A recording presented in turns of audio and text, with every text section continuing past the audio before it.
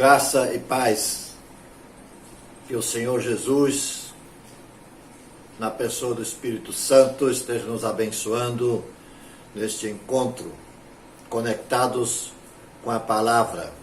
E hoje, nosso destaque nessa oportunidade está em Salmo 111, versículo 10.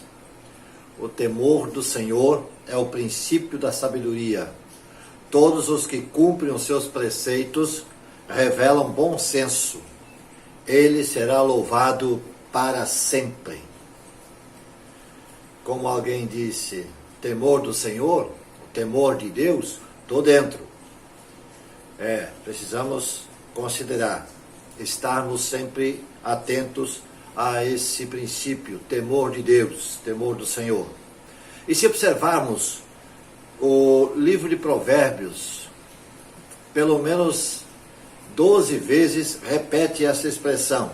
O temor do Senhor é o princípio da sabedoria ou do conhecimento. E se são pelo menos 12 vezes em Provérbios. E se procurarmos no restante dos outros livros da Bíblia, a mesma expressão nós vamos encontrar outras vezes.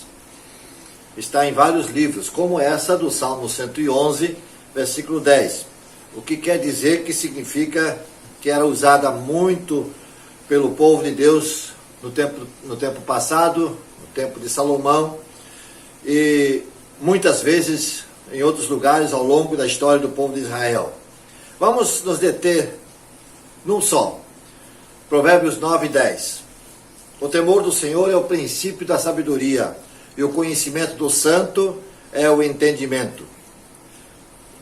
Já no versículo 7 do primeiro capítulo do livro de Provérbios, diz que o temor do Senhor é o princípio do conhecimento, mas os insensatos desprezam a sabedoria e a disciplina. É a mesma verdade que aparece em outro provérbio. Se não vejamos, o temor do Senhor é o princípio da sabedoria e o conhecimento do santo é o entendimento. Já lido anteriormente, Provérbios 9 e 10. Temor do Senhor. Vamos entender o que é temor do Senhor. O que essa expressão lembra e o que ela nos traz. A expressão não lembra coisa boa? A expressão não significa o que parece. Medo de Deus. Não é medo de Deus.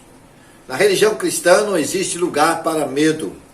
O Deus cristão, ou o Deus do cristão, não é um Deus que precisa ser aplacado na sua ira.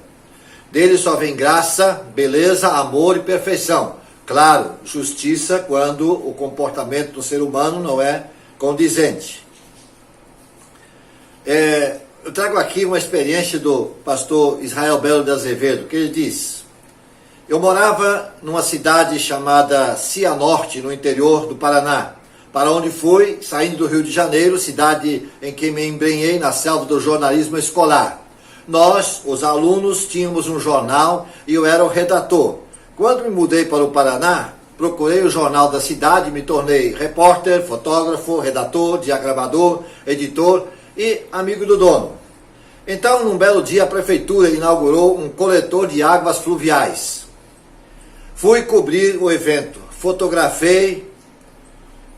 O chefe de obras arrotou, dizendo: este coletor de águas pluviais nem Deus derruba. Estúpido. Anotei a frase dele. Quando veio a próxima chuva relativamente forte, voltei para ver o coletor. Estava de cabeça para baixo. Fotografei outra vez. Aquele chefe de obras não tinha o menor temor de Deus.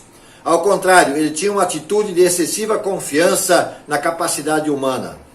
Aprendi então que preciso da presença desse temor de Deus na minha vida, com uma atitude de humildade diante de Deus. Humildade que permite aprendizagem, pois o verdadeiro sábio é humilde. Uma atitude de reverência diante de Deus como o Senhor de todas as coisas, inclusive do conhecimento. E uma atitude de aceitação da majestade de Deus, Criador e sustentador de todas as coisas. Qual é o princípio?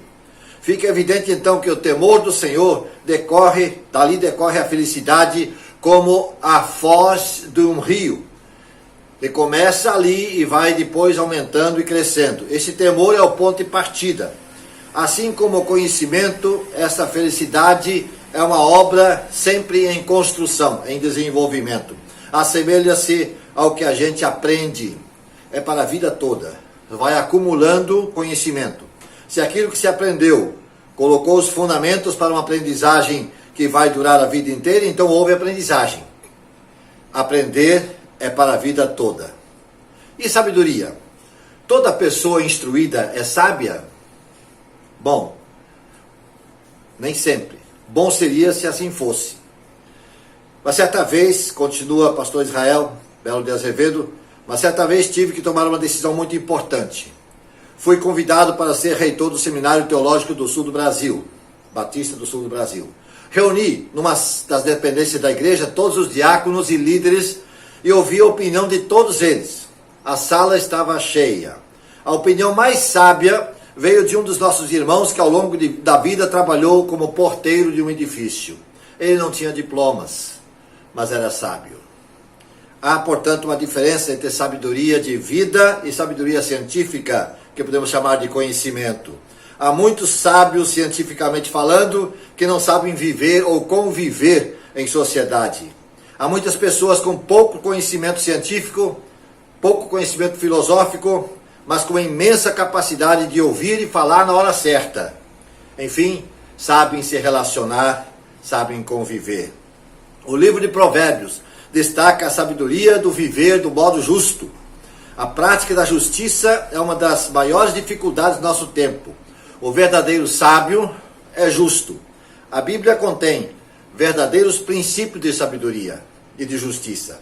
Sabedoria de vida não guarda necessariamente uma correspondência com a idade cronológica de qualquer pessoa que seja. Afinal, quem viveu mais, teve mais oportunidade de ver e rever posições suas próprias que os outros, naturalmente deveria, teoricamente, ser mais sábio. E o conhecimento? Quando conhecemos a Deus, o Santo, como é chamado em Provérbios 9 e 10, começamos uma longa jornada de conhecimento. Fé e ciência são dois discursos, formas de ler o mundo, diferente porque erigidos em torno de objetos diferentes. Vivemos a vertigem da tecnologia, mas a fé pode acompanhar essa vertigem, feita de mudanças após mudanças. Fé e ciência são dois domínios, como razão e emoção, duas retas paralelas que não podem se encontrar. Dois trilhos de uma estrada de ferro não podem se aproximar demais ou separar demais. E para não esquecer, como cristãos, devemos entender a verdade maior, que o temor do Senhor é o princípio da sabedoria, e nos aplicar a sabedoria tanto de ver como a sabedoria de saber. Como cristãos, devemos nos lembrar de que o homem vale pelo que diz pelo que pensa pelo que lê. Nunca podemos parar de ler, de escrever e de crescer intelectualmente, de nos aplicar ao estudo. Todos os nossos conhecimentos devem ser colocados no altar de Deus, para nos preparar e para dar razão da esperança que há em nós, àqueles que nos cercam. E essa esperança tem que ser comunicada com a linguagem do mundo e no idioma da razão. Que Deus nos abençoe e que nós possamos levar com toda a seriedade essa questão avante. O temor do Senhor é o princípio da sabedoria. Todos os que cumprem os preceitos do Senhor revelam bom senso.